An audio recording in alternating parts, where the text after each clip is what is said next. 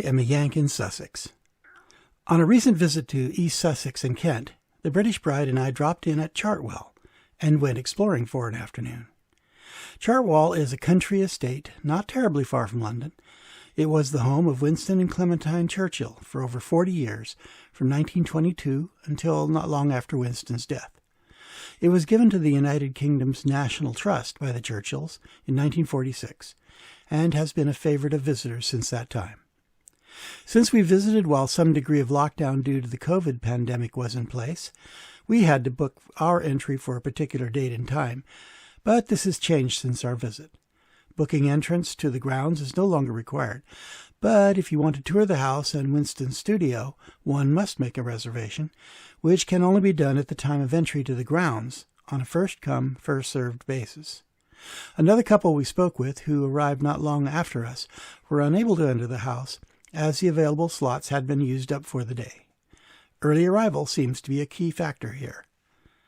In the event, we managed to get to Chartwell in time to reserve a visit to the house, although we had to wait a couple of hours after arrival to go in.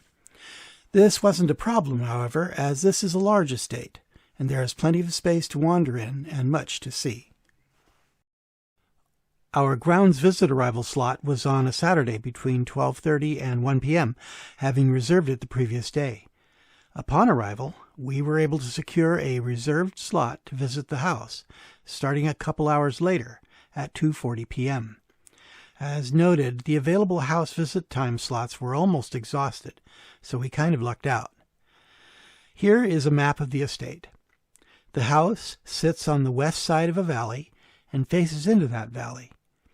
There are bodies of water in the low places, and I later discovered that these weren't natural. Churchill himself had them added during the estate's renovation soon after he bought it. Apparently he gave a great deal of attention to their construction, and no wonder. They helped make the estate quite an idyllic situation. Churchill later said that he had bought Chartwell mainly because of the view across the valley from the house. I can definitely understand that. It's worthwhile to consider the history of this place. The earliest recorded mention of the land itself dates to 1362. The origin of the name Chartwell is the name of an artesian spring that is to the north of the current house, which is Chartwell. The word chart in this case is an Old English word for rough ground. The first buildings at the site were constructed at least as early as the 16th century. The estate at that time was called Well Street, obviously for the spring. Reputation has it that King Henry VIII stayed at the house when he was wooing his future queen Anne Boleyn at nearby Hever Castle. Parts of the original Tudor house are still visible in the brickwork of some of the external walls. As I mentioned earlier, Churchill bought the property in 1922. This was kind of unbeknownst to his wife Clementine. He surprised her with it, not entirely to her delight, since although she had liked the property when they viewed it together, she was worried about the cost of renovating it, as it was not in the best of shape. And her worry was not unfounded. Dry rot was everywhere, and it would have to be largely rebuilt. The purchase price was £5,000, or about $291,000 in 2020 pounds. In 1922 U.S. dollars, this would have been $23,810, or $382,000 in 2020 dollars. Even for the time, this was not a huge amount of money. But Clemmy was right. The renovation turned out to be very expensive.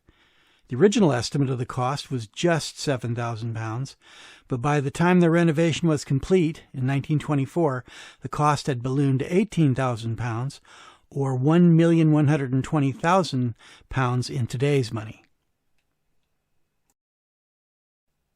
After checking in at the main entrance building, we walked southwards to the overlook.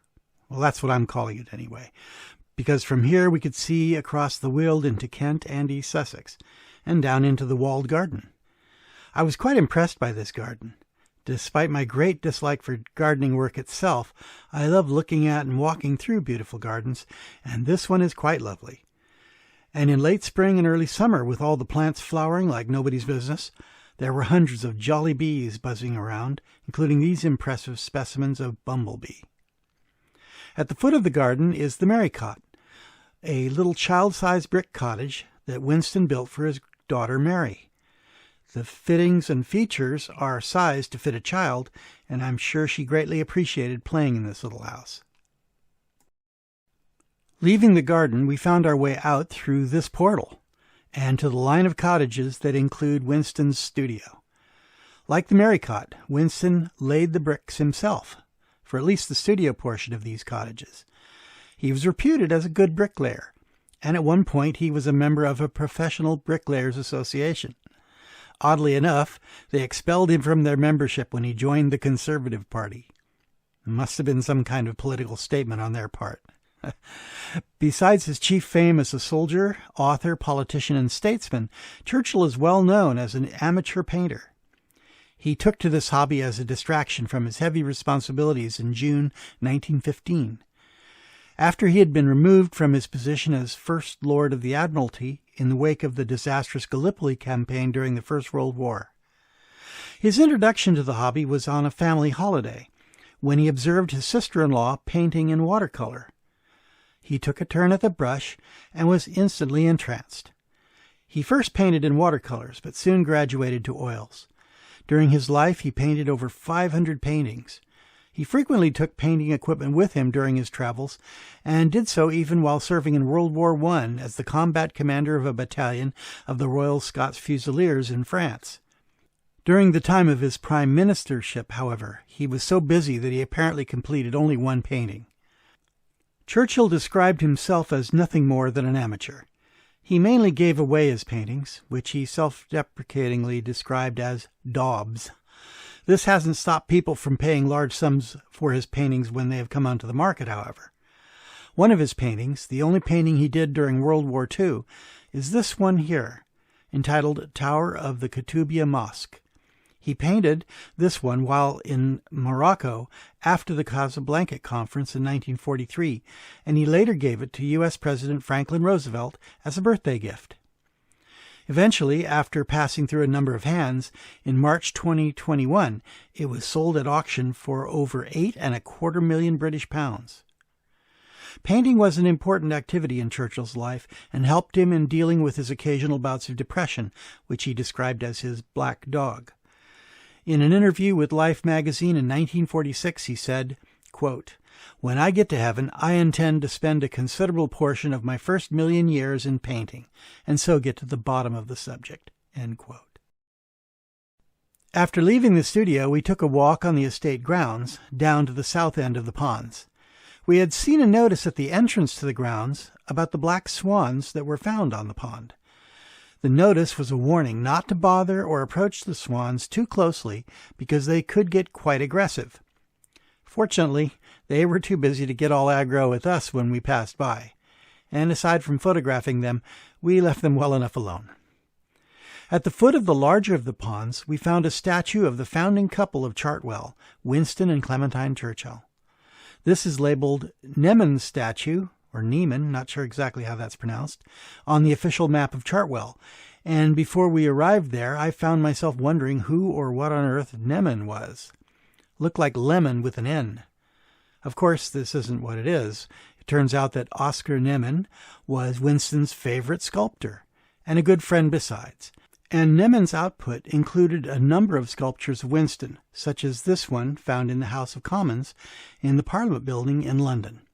There was a bit of turnabout as fair play between the two men, as Churchill made Nemen the subject of the one and only sculpture he himself ever made.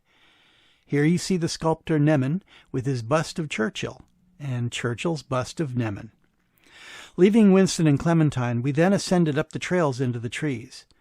My physical conditioning, or lack thereof, made this ascent rather exhausting, but it was nevertheless quite enjoyable. There are a few interesting features in the woods up there, including a recreation of a military camp called the Canadian Camp. There are hammocks and wooden camp furniture, but no explanation at the site as to why it's Canadian, or even why it's portrayed. I later looked this up, and turns out that there were Canadian soldiers who camped out here in the woods at Chartwell during the Second World War. One of their tasks was to pull camouflage over the lakes when there was an air raid, so the German pilots would not recognize Chartwell from the air for navigation purposes. Further along are other features, including a bomb crater, which is the remnant of an incident when bombs are said to have fallen on the estate of Chartwell as the planes left London. Another feature is a rather elaborate treehouse, a recreation of the original treehouse Winston built or had built for his children. But we were out of time and couldn't visit the treehouse or the crater since our house entry time slot was coming up, and we had to hurry back down into the valley and up again to the house. We barely made it. They're quite strict about keeping to your appointment. I'm going to have my lovely British bride, a cat fancier, describe this next feature at Chartwell. In a letter to his son Randolph, written in May 1942, Churchill wrote of a brief visit to Chartwell the previous week, in which he wrote, "The goose and the black swan have both fallen victim to the fox. The yellow cat, however, made me sensible of his continuing friendship, although I had not been there for 8 months." The tradition of keeping a marmalade or ginger cat in comfortable residence at Chartwell is maintained by the National Trust in accordance with the family's wishes. Each cat is to have a white bib, 4 white socks, and is named Jock. Unfortunately, in our visit we didn't see the current marmalade cat. Jock here is the 7th in a long line of ginger cats and has been on staff since May 2020, when the National Trust welcomed a 6-month-old rescue kitten to the property to take up this very unique role. The staff at Chartwell say that he has developed into a mischievous character, and his favourite pastimes are investigating what the gardeners are up to and trying to persuade people to give him snacks. He also likes lots of cuddles on the sofa after an eventful day. Jock the 7th's predecessor was Jock the 6th. He joined the staff in 2014, but retired in 2020 due to ill health. This previous Jock is now enjoying the life of a former celebrity with Chartwell Houses and Collections Manager in a much quieter, more peaceful garden of his own. After the war, the Churchills were considering selling Chartwell due to the expense of running it properly. But friends arranged for the UK's National Trust to buy it for posterity, on condition that the Churchills retained the right of living there for the rest of their lives. And so they did, until shortly after Winston passed away in 1965, when Clementine relinquished ownership and the trust took full possession. Much of the furnishings were likewise relinquished and remain with the house to this day, and many other Churchill-related artifacts have since been obtained and are on display. The National Trust remodeled the house's interior somewhat in the interest of making it easy for the public to tour, but the basic building remained as it was. Now, I quite like the building's exterior design, but who am I? Just some guy, right? So my opinion is not shared among the cognoscenti of the art of architecture. I gather that the original building, as purchased in 1922, wasn't very distinguished in the first place, but even after Winston had the place renovated, it remained, quote, undistinguished. Descriptions by professionals included such portrayals as being of, quote, dull red brick and an odd, undecided style, end quote, and, quote, Victorian architecture at its least attractive, end quote. Well, who cares what they think? I find the house's exterior quite inspiring. I should have taken more photographs and videos while we toured the house's interior, but I was exhausted by the time we had rushed back over from the woods and the hill, especially the hill. My spectacles were fogging up terribly with all the huffing and puffing through my face mask, and then the stair climbing. Oh, gosh. It wasn't pretty, even though the house was. So I'm having to supplement my own photos of the house with ones from the Chartwell website and other photos found on the web. Of particular interest in all these rooms was a display of 50 important objects in Churchill's life. One of them is this damaged flashlight, known as a torch in the UK. While commanding a service battalion of the Royal Scots Fusiliers in World War I, Churchill's life was saved by this item in battle when it blocked a piece of shrapnel from wounding and probably killing him. Sir Winston Churchill was one of the very few people to have been given the title of Honorary Citizen of the United States, something which he received in 1963, not long before his death. Here is Winston Churchill's honorary citizen document, which was given to his son Randolph by President John F. Kennedy. This status of honorary citizen did not confer upon him true citizenship, however. The document here could not be used as a passport, for example, nor could it be used to vote in U.S. elections. On the other hand, Winston's mother was a natural-born U.S. citizen born in New York City to an American family, and this arguably gave him the right to actual natural-born U.S. citizenship. Granting him honorary citizenship was nevertheless a signal honor and expressed great love, gratitude, and respect. Well, I'm not going to go into deep explanations of all that I saw, as what we saw is tied up tightly with Winston Churchill's own history, and that is to be found everywhere described in books, films, documentaries, and web pages. It happens that I have been a great fan of Sir Winston Churchill. He was an immensely important leader and individual of both international as well as national importance. Because of the high regard I have for this great Prime Minister, I was most interested and pleased to be able to tour his house. I highly recommend a visit to Chartwell if you ever happen to be in the vicinity. It will be well worth it. This has been a production of A Yank in Sussex. If you've enjoyed the video, please click the like button. If you haven't already done so, feel free to click the subscribe button along with the notification bell in order to be notified when new videos are posted on the channel. May you have a very nice day.